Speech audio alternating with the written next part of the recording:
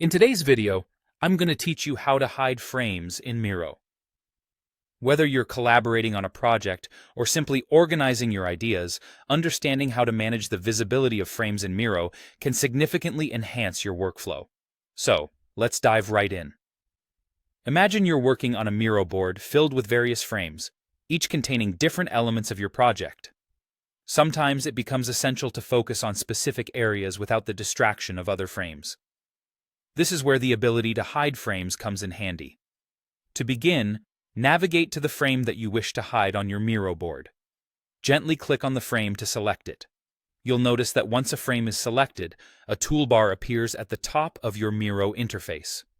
This toolbar contains various tools and options that allow you to manipulate and manage your frame settings.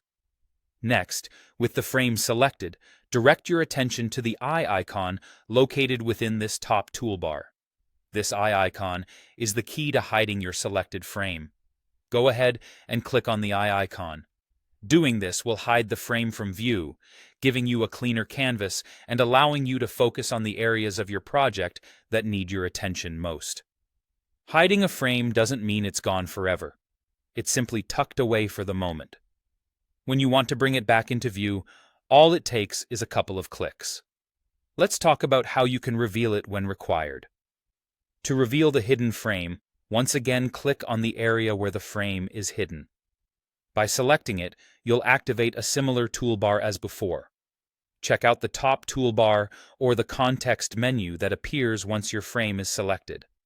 You'll notice that the eye icon has reappeared, indicating that the frame is currently hidden.